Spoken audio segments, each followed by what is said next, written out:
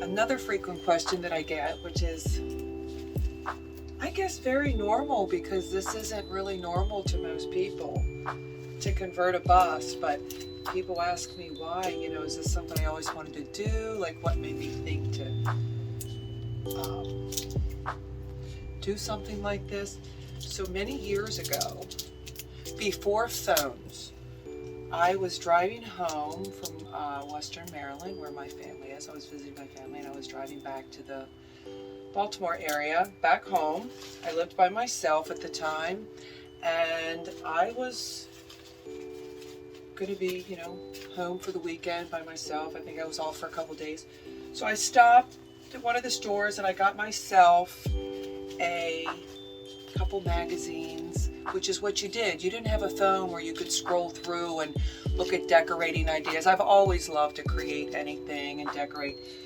So I stopped and I got myself a couple of the popular magazines. I was so excited. I was going to go home, make myself a nice little dinner, chill, and look at my latest decorating magazines. And in one of those magazines was a group of women called Sisters on the Fly.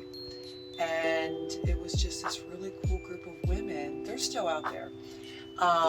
That each one of them had these really cool vintage travel trailers, and each one was designed and decorated so uniquely.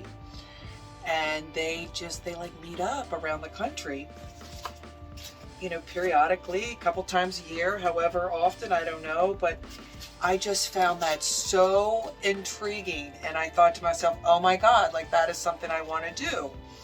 And so I searched for a while, recently, like, right before I bought the bus, maybe a good year or so, looking for vintage travel trailers. And either they were out of my price range. Remember, I have twins in college, twin college tuitions, and I just, I didn't want to be silly.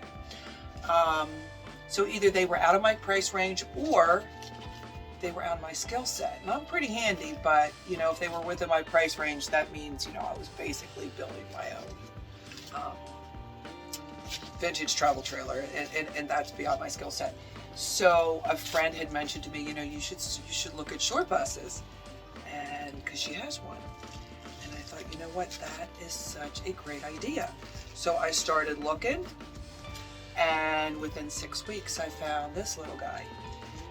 And I'm so happy. Listen, I will always love vintage travel trailers. That will never change.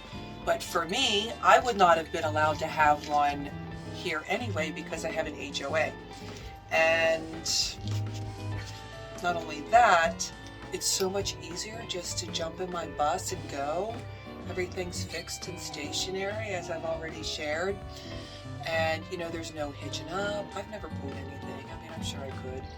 But, that would just be an awful lot of work every time I wanted to, take it somewhere. Whereas I'm in my bus all the time on my days off. I mean, I choose to drive this over my SUV quite often because it's just fun. And especially if I'm looking for big pieces, which, I do refinish furniture and stuff, so this gives me a lot of space. So I'm really happy that I decided on a little bus instead of the vintage travel trailer, which I would not have been allowed to have anyway where I live. So it just would not have worked out. So this has been 30 years in the making. So my 8 weeks of conversion, that was for a couple reasons. HOA wasn't so happy with all the stickers and things on the outside. They considered it a commercial vehicle, and it's not. So I very quickly got those off of there just to appease and, try to be a good neighbor.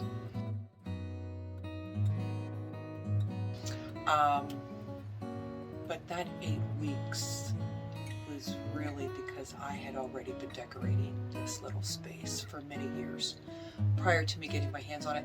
And I am by nature a little bit of an impatient person.